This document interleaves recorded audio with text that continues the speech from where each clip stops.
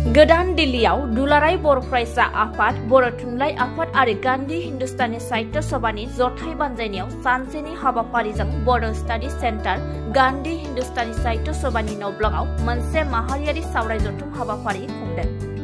हादोरारि आरो बुहुमनां बिथिङाव बर' राव आरो थुनलाइखौ जौगाहोनाय थांखिजों खुंनाय हाबाफारिनि गिबि हाबाफारि बायदियै बड'फानि मुसुखायाव बिबार बावजेननाय हाबाफारिखौ मावफुंनानै होयो एबसुनि बारग' आफादगिरि दीपक कुमार बसुमतारी बिथाङा।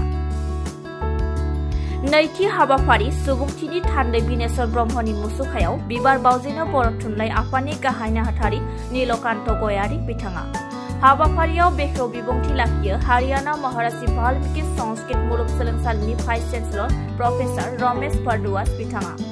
बर' थुनलाइ आफादनि आफादगिरि डॉक्टर सुरन नार्जारी आरो दुलाराय बर' फरायसा आफादनि आफादगिरि दिपेन बर' बिथांमोना सामलायनाय हाबाफारियाव गाहाय आलासि महरै बाहागो लायो दिल्ली मुलुगसोलोंसालिनि डिएन लोगोसे एसोसिएट प्रफेसर डॉक्टर अमिताभ चक्रवर्ती बिथाङा।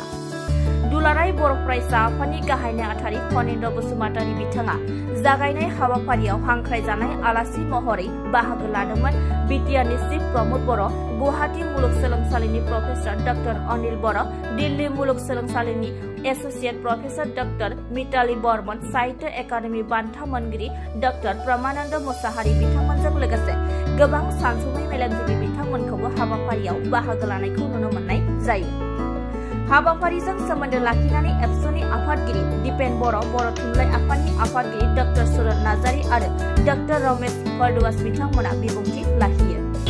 दुलाराय बर' फरायसा आफाद, बर' थुनलाइ आफाद आरो गान्धी हिन्दुस्तानी साहित्य सभा गोदान दिल्लीनि बे भारतनि जि राजथावनि गान्धी हिन्दुस्तानी साहित्य सभायाव थानाय बड' स्टाडि सेन्टाराव फिन खेबसेबाव थांनाय बोसोराव जेरैबायदि 16 नभेम्बरखौ जोङो गाजा गोमजायै खुंदोंमोन आरो बिनि उनाव बड' स्टाडि सेन्टारखौ गायसनदोंमोन आरो देग्लायबो दिनै बे 11 नभेम्बराव जोङो नेसनेल आरो इन्टारनेसनेल लेभेलाव बर' रावखौ प्रम'सन खालामनायनि थाखाय जौगाहोनाय आरो फेहेरनायनि थाखाय मोनसे मेहेरगोनां आरो गिदिर हाबाफारि लादों आरो बे हाबाफारिनि गेजेरजों बर' थुनलाइ आफाद, गान्धी हिन्दुस्तानी साहित्य सभा, दुलाराय बर' फरायसा आफादा दिनै दिल्ली इउनिभार्सिटिनि जोंनि माखासे प्रफेसर आरो प्रफेसर रमेश भारद्वाज महर्षि वाल्मीकि इउनिभार्सिटिनि जाय भाइस चेन्सेलर बिथांखौ लिंदों लोगोसे आसामनिफ्राय गोबां जोंनि प्रिन्सिपाल कलेज आरो इउनिभार्सिटिनि प्रफेसर बिथांमोन दङ। लोगोसेयैनो जोंहा बेयाव प्राइमारि टिचार एस'सिएसन, बर' डिपार्टमेन्ट कलेज टिचार एस'सिएसन, बर' हारिमु आफाद, एबसु साहित्य सभा गासैबो बेयाव बाहागो लादों, ट्राइबेल संघनिफ्राय बाहागो लादों आरो मिजिं थिदों दिनैनि सावरायनायनि गेजेरजों बर' रावखौ विश्व दरबाराव लांनायनि बा मुलुग दरबाराव लांनायनि जिखिनि हाबाफारि दुलाराय बर'नि माहारियारि गौथुमफोरा बा जिखिनि रोंगौसा सुबुंफोर बिथांमोना मावबाय थादों बे थारैनो मोगथाङाव जाफुंगोन आरो दिनै 80 शेड्युलाव 2003आव बेयो सोसनजाबाय। 2020नि बिटिआर सुक्तिनि गेजेरजों बियो आसामनि माने एस'सिएट लेंगुवेज हिसाबै दिनै गनायजाबाय आरो गान्धी हिन्दुस्तानी साहित्य सभायाव गायसननाय बड' स्टाडि सेन्टारनि गेजेरजों जार्नेल दिहुननाय आरो माने एनुवेल जार्नेल बा क्वार्टार जार्नेल दिहुननाय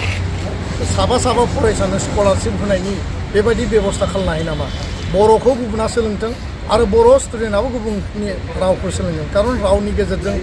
अनलायनाय, गोरोबलायनाय आरो बुजिलायनाय बे आन्डारस्टेन्डिंआ बारायो आरो बर' रावखौ बिश्वनि मानसिया मिथिदों। जेरैबायदि बर' स्पिकारनि संख्या दिनै 25 लाख बा 30 लाख जानो हायो, नाथाय बेखौ जोङो एक्सपान्ड खालामनांगोन। असमिया लेंगुवेजनि राव रायलायग्रानि सुबुङा दिनै बिश्व दरबाराव गोबां दङ,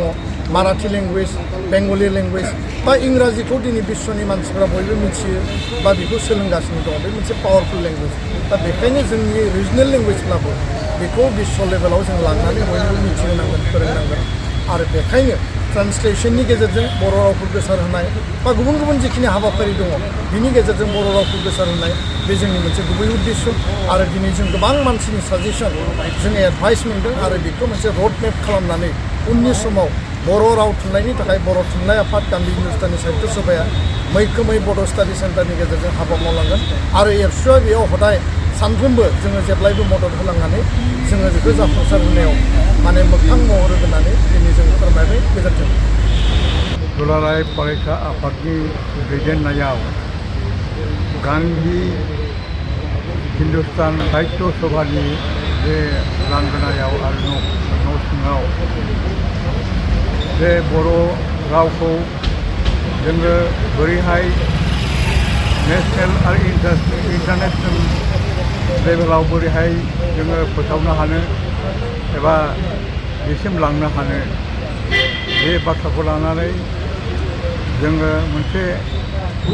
सावरायमेल खालामदों आरो बेयाव बुंनो थाङोब्ला जोंनि गोनां मानसिफ्रा बेयाव लोगो लाफैदों जेरै संस्कृत इउनिभार्सिटिनि vice chancellor doctor Ramesh Das आरो बे हिन्दुस्तानी बे थुनलाइ संस्थाननिनो जाय दैदेनगिरि जेरावनाखि बड' स्टाडिखौ जोङो जागायजेननो नागिरदों बिथाङाबो बहाय दंफैयो बेल' नङा दिल्ली इउनिभार्सिटिनि MIL डिपार्टमेन्टनि जायनाखि फोरोंगिरि डक्टर मिताली बर्मन बेबादिनो जोंनि बिटिआरनिफ्राय जेसेबां बा आसामनिफ्राय जेसेबां जोंनि आफादफोर दङ आफादनि दैदेनगिरिफ्रा बेयाव बयबो नुजाफैदों मुस्लिम इउनिभार्सिटिनि सासे गेदेमा पन्डिताबा जोंजों बाहागो लाफैदों गोबां रोखोमैनो बेवहाय सावरायनायाव बिनि राहा लामाखौबो बिथांमोनहा दिन्थिनानै होदों जोङो बेवहाय जों दासिम जेसेबां दावगानायनि हाबाफारि लादोंमोन बे लानाया बुंनो थाङोबा जोङो इमसनेल स्टेजावनो दंमोन जोङो एफा गोबाव इमसनेल स्टेजसिम लाबोनानै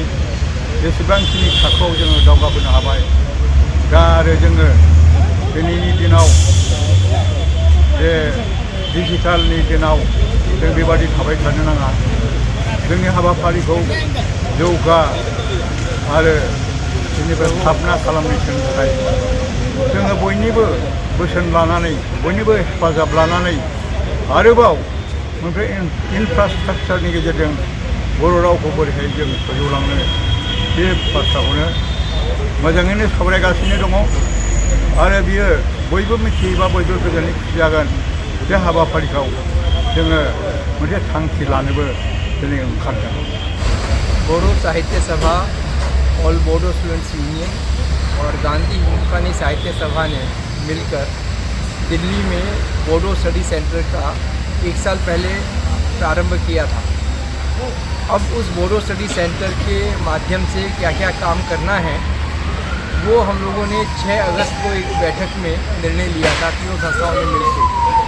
अब उसके ऊपर हमें आगे क्या एक्टिविटीज़ करनी है वही सब आज हमको अपने जितने बोडो समाज के इंटेलेक्चुअल्स हैं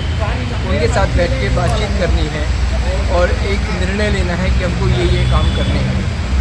आज के बाद से 1 दिसंबर से बोडो भाषा का लैंग्वेज कोर्स बोडो जर्नल का पब्लिकेशन वो सब काम शुरू होगा। तो अभी आज इस बैठक के माध्यम से हम अपने सारे कार्यक्रमों को अंतिम रूप देंगे।